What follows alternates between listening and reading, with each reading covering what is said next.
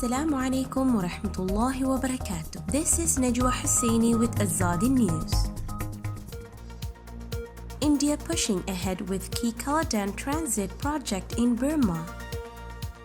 Burma detainees near 500 as hackers go after military websites.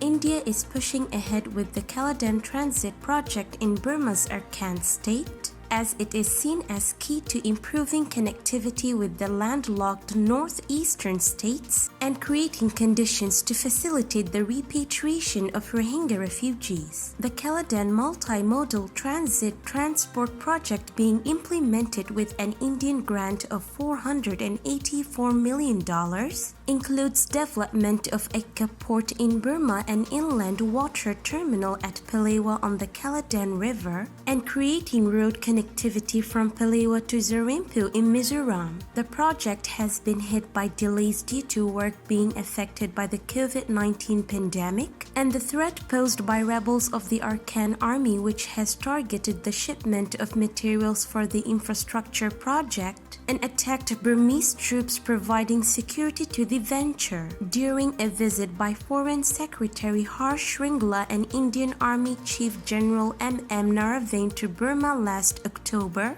both sides discussed the operationalization of Ekka port in the first quarter of 2021. Despite questions raised by the military coup in Burma, recent remarks by External Affairs Minister S. Jaishankar indicated the project is on track.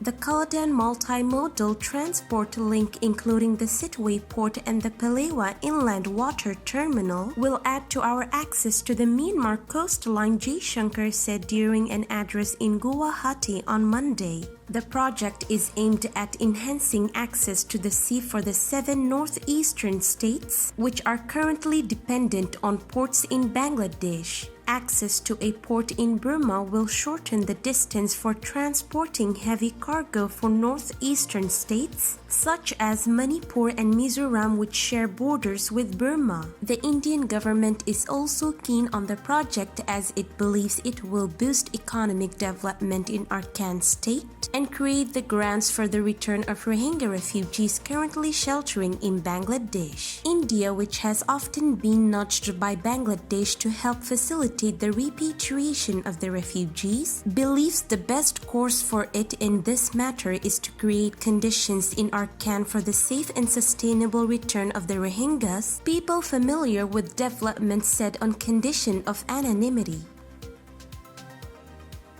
Burmese military has ordered more arrests, with nearly 500 individuals facing charges or sentenced to jail in relation to the burgeoning protests and civil disobedience movement following the February 1st coup, after tens of thousands took the streets on Wednesday. Some 495 civilian political leaders, activists, and protesters have so far been detained or charged. The Assistance Association for Political Prisoners AAPP, which has been tracking detentions in the country over the past 2 weeks, said in an update on Wednesday night. 3 people have already been convicted to 2 years in jail and a third for 3 months. The group said some 460 people remain in detention. Among those arrested in recent days was a regional minister of environment in Mandalay, while 4 train operators and 2 others were reportedly taken at gunpoint by the military, and 3 were arrested by police in Arkan. 8 civil servants were also put on trial on Wednesday for going on strike as part of a growing civil disobedience movement. It is unclear if the AAPP list includes 6 celebrities who are said to have been charged for inciting strikes that have paralyzed many government offices. Those charges can carry up to 2 years in jail. This is today's news. To get more updates about Rohingya, subscribe to our YouTube channel and hit the notification bell. Visit our website azaditvnews.com and follow our social media accounts. Wassalamu alaikum wa rahmatullahi wa barakatuh.